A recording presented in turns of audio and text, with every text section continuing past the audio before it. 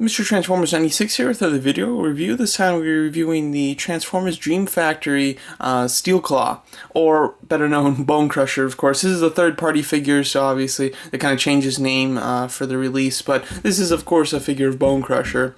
I'm very excited to get this one. The Bonecrusher, the deluxe version, is really the only version that we've had for so long. They finally did a Voyager one, which looks quite good. I will still get it, but having just a really nice, perfect version of Bonecrusher is what I really want. Before I start the review, though, this will be a non-transforming review, so if you're looking for the transformation, it's not going to be here, unfortunately. It's a big product, it's a third-party kind of company, so I don't quite know the quality. It feels very good quality, to be honest, but I don't want to be trying to mess with the transformation, especially since I've heard it's a very complex transformation too, and I wouldn't want anything to break or anything like that. It's a large item. I don't like doing large transformations if they're complicated on camera. So this will be a review where I review the car, and then I'll switch it to the robot, and we'll get a review there. Actually, as of now, if this guy came to me in robot form, I would probably never put him in this form, because I received this item with the oversized blackout. I was very excited for that one as well, and that one came in its robot mode, so if you guys want, I'll still do a review for that, but I'll just not show the helicopter mode in that review, just because I don't want to deal with the transformation. I will say with those two items, though, I expected Bonecrusher to be larger than Blackout, and just box-wise, Blackout's box is 3 times as large as Bonecrusher's. So who knows, maybe he'll really stretch out once I transform him and it'll be very big. But I was very surprised to see what a small package this Bonecrusher comes in. Overall, going over the package design just briefly, I think it's really plain. I'm not a big fan of it. The kind of artwork on the front is very kind of vague, and then on the side you have a picture of Blackout, but it's the contrast is turned completely high, all the way up, so it's really even hard to see what you're looking at there. So not a fan of this packaging. I think it's actually really plain and a really bad design, to be honest. But going over what's not a bad design is the figure. So this is a really nice, accurate version of his vehicle mode, which is kind of like a mine, D minor, I guess. I don't know what you'd call it, but what this vehicle is meant for is to have the claw out scanning for mines and things. So if it does hit one, it won't blow up the vehicle. I think that this does look very cool. I think that it's really nice that you have rubber tires here, all on the sides. These are all rubber tires. These are on a bit of a hinge, so trying to pick them up and stuff, I noticed that a lot of the times the tires get a little bit facing the wrong way and things like that. But overall, I think that they are very nice. I will say that as far as the way that he wheels, he goes very smooth. However, as you can see, with this tire, it's not moving. So, there's a couple tires that don't quite hit the floor there, and therefore they don't move very well. I'm a big fan of all the decals on this. Let's see if we can get a close-up shot here of his main decal, which is that bulldog with the mine spikes coming out of his mouth. And it is written with Bonecrusher. Obviously, this thing's called Steel Claw, but they still put Bonecrusher all over him, which is very cool. Even right here, you have information about the wheels. On the back, you get another tattoo of a skull. I don't actually remember that being on Bonecrusher, but I assume it is, considering how much detail they have here. Another Bonecrusher there. Kind of have the back plate. And then it says reserve on the side. Oh, here we go. So lots of fantastic detail as far as all the little decals.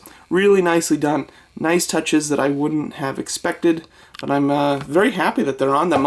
If he had none of that and just the Bonecrusher logo, I would have been totally fine. So all the other stuff is just really great added bonus that is definitely very nice for accuracy's sake. Now the claw, as you can see, can kind of rest up like this, which is how it drives if it's just driving somewhere with where the mines are going to be or something. But this does have quite a bit of articulation, and you can just swing it right out, and you can lower it from many different angles. There's a hinge here, there's even a hinge up here. It doesn't have a huge range, but there is a hinge there.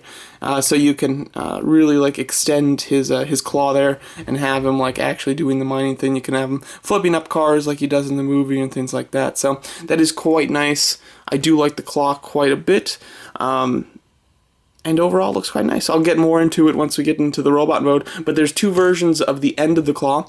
Everything that this figure comes with is attached to the car mode, which is very cool, with the exception of the two interchangeable claw pieces. So these are kind of the claws that that you can interchange for these when you get them in robot mode, since to kind of show the more aggressive kind of claw formation.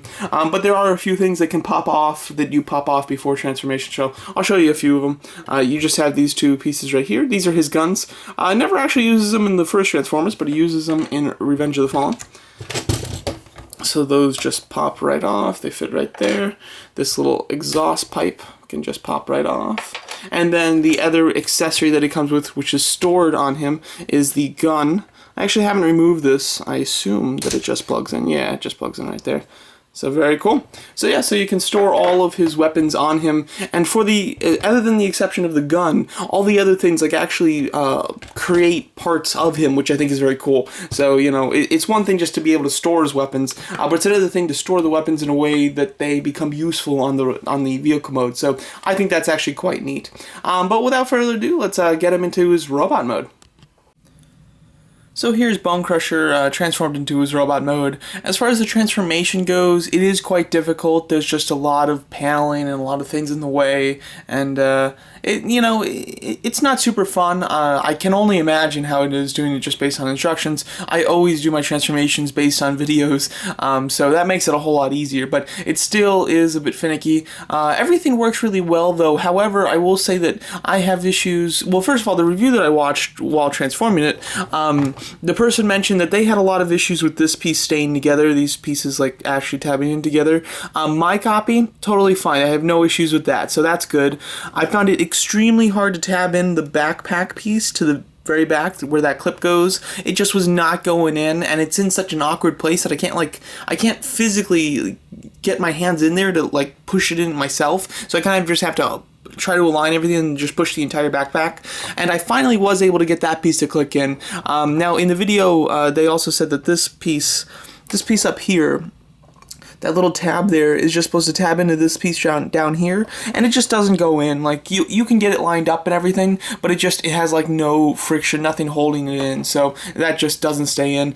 So same thing with the review that I watched and my own copy. So that's something that will probably be an issue for everybody, but it sounds like some other things are just kind of issues just based on the copy that you get. Mine's pretty good though. I'm really glad that I don't have any issues with this piece. It's nice and sturdy, and it looked like the person was struggling with theirs.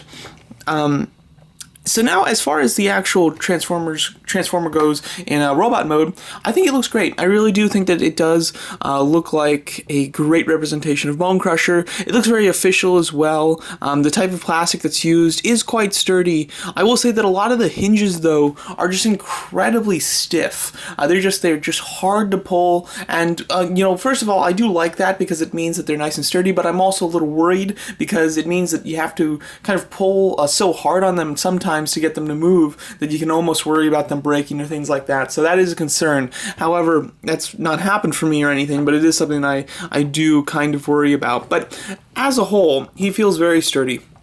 There's many different arrangements as to how you can display his claws. This is my favorite arrangement. I know it does stick out quite a bit from the back. However, I think it looks really nice from the front. So I'm personally a fan of this. And you can, the claw just has so much articulation. It swivels up here. You have a hinge here. You have a hinge here that doesn't go a huge amount. This is about as far as it goes, but it's still pretty good. You have a hinge here, and then at the claw itself, the base, you've got a hinge on both sides over here. You've got a hinge on both sides here, and then both of the claws themselves swivel. So you have plenty of articulation in the claw to really get some good poses. And of course you can choose which claws you want. If you want just the standard ones that are like on his actual vehicle mode, you can totally pop those on. I don't see why you would though. These claws are not only more movie accurate, but they just look awesome. I just love the aggression in those claws. I think it's very cool. He does come with that gun, of course, double-barrel gun. I personally don't remember him using this. Like, am I crazy? But I don't remember him. He definitely didn't use this in the first Transformers. In Revenge of the Fallen, though, I don't even remember him using this. So I'm a little confused as to why you get this. But you can put the little pipe piece on top of it, which I think looks pretty cool. And then he can hold it. But again, nothing too special. Not what I'm interested in. you do also have the ladder. The ladder does nothing. It's simply for the vehicle mode. So the ladder you really just don't use if you have him in robot mode. And then his other two weapons store on his wrists here. As you can see, these little blasters, they just pop on and off. I like to keep them on. Even if you're not posing him shooting or anything, I just think it kind of fills out the wrist a bit more, and I like it. So I definitely like to leave those on, regardless if you're posing him shooting. The hands, I really like the hands for the most part. I have one big issue with them though, but I really do like the look of the hands. I love that they're all individually articulated. They all have a hinge at the base and then at the knuckle, which I think is really nice. Good articulation. My huge issue is that there's no wrist swivel, and I just don't understand why, because they could have the top piece swivel, they could have the bottom piece swivel. There's totally very viable options as to how you can have his hand swivel, and I can't stand when figures don't have hands that don't swivel, because then they're constantly, like, their hands are constantly out like this if you have them bent, you know? Like, I mean, it'll look good if they're lifting dumbbells or something, but for just most poses, it just looks odd. So I'm really upset that you can't swivel those wrists. That's an easy thing that should have been fixed. As far as the rest of them, articulation's quite good. You can get them in the, the iconic, I guess you can say, pose from Bonecrusher where he's sliding on the freeway there and heading towards Optimus. So you can get him, knee on the ground type of thing, which is totally nice. But again, would have liked that swivel there because he shouldn't be like cupping the ground. He should have his hand on the ground. So it's annoying that he can't do that. But overall, I think that he does look fantastic, I must say. And his articulation is quite good in general. Again, fingers, great articulation. Wrist is lacking. Then he does have an elbow. Here, let me straighten him out and then I can fully go on to the articulation. The elbow, it hinges about a full 90 degrees. The shoulders are ratcheted. Well, they've got that weird, I don't know what you call that, but that like cylinder sharp piece that, just kind of like tabs in. Like each click is another kind of tooth, essentially. So that's, rather sturdy. He's got ratchet shoulders going up, and then he does have a swivel at the elbow. As far as his head has a hinge that can go huge up, like it's really nice. You can tab it in, of course, but he can have great articulation there. And then he does have a ball joint at the actual head, but it goes side to side just very lightly, and it goes up and down lightly as well. So you're mainly going to use this hinge, and then probably just the swivel of that ball joint. And then at the thigh, he's got ratchet thighs, which go out just over 90 degrees, actually. Swivel at the thighs, and then he has ratcheting knees, which completely collapse on themselves. So you've got great articulation there. And then his toes do have articulation. Nothing like... They really don't do much, to be honest. He's got like hinges on the front and back one, but they go very slight amount. He's got a hinge on the side one that also slides out, but you really don't need it. And then you have a hinge on the other one. The hinge on the side one over here is very stiff on both sides. And then he has a bunch of little tattoos, like a bunch of the stuff on the thing. He's got like Eradicate Bonecrusher logo there. It says Bonecrusher here. Revenge from Hell on his toe, which is an odd one. He's got a skull and crossbones, a different version of a skull. Did I say scroll and crossbones? I mean, skull and crossbones. I named two Marvel characters, essentially, Skrull and Crossbones. Okay, and then you've got the pieces on the sides here, so he's just got little writing all over him. I don't particularly remember that from the movie, but it would be very odd if they just added that for fun, so I do have to assume that is accurate. And then it's got another skull logo there. So yeah, overall, quite a nice figure. He does have light up eyes, which look really cool in pictures. Unfortunately, though, you don't actually get the batteries for it, which is annoying. I didn't expect that. I expected him to have batteries already, and he doesn't. So I'll probably go out and buy some, but for now, I haven't been able to test out that light up feature, which is unfortunate, because it does look cool from pictures and stuff. It's nice that he does have the capability to light up, though. I think that's quite cool. Not many Transformers kind of have light up features to them. Little size comparison here with the other figure that I got shipped with him, and that's this Blackout.